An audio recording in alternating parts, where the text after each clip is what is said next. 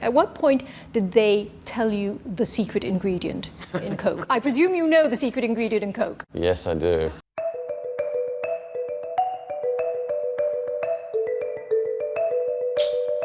There has been the question of sugar taxes. Won't that affect Coke's revenues? Tax anything, the likely result is the sales of that product will go down. One has to ask themselves the question, what's the objective of any tax? There was a recent study done on the Californian tax.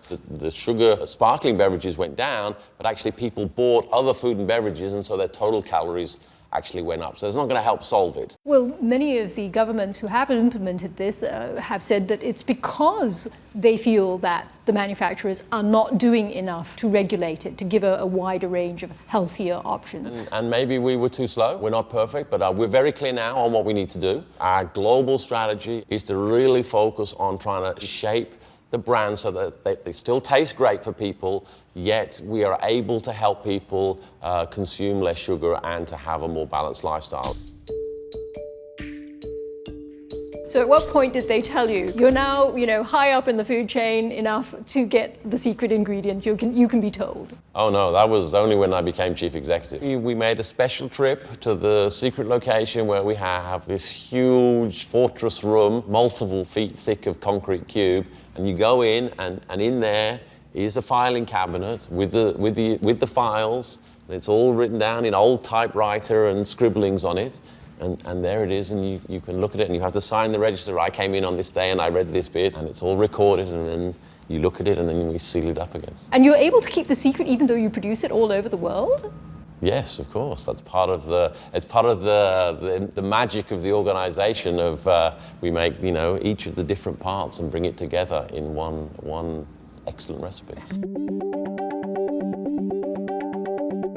You will find on YouTube numerous instructions on how you can take a bottle of Coke and clean your toilet with it. Is that any good for us to consume? Well, I mean, any product, whether it's Coke or any of the other beverages, is either acidic, slightly acidic or slightly alkali. If you want the simple experiment, get a lemon, squeeze some lemon juice, and then try it with an orange or try it with some pineapple juice. You'll find that all of those liquids ultimately it will wipe stuff off. So you would assure them that it's perfectly all right to consume Coke? Absolutely. I'm talking about Japan, though, just very recently, where you broke with your 125-year tradition of having no non-alcoholic drinks. It's a sign of two things. One is a recognition that in Japan, the local Japanese competitors, who are our main competitors in Japan, have a broader range of beverages, including into alcohol. And so in order to be competitive, we've tried to look at some of the other categories. But it's also a symbol of the culture we're trying to push, which is to be more experimental. So we're going to see this differentiation where we could possibly have this alcoholic drink in Japan, but only in Japan, and you just won't see it anywhere else in the world. Quite possibly.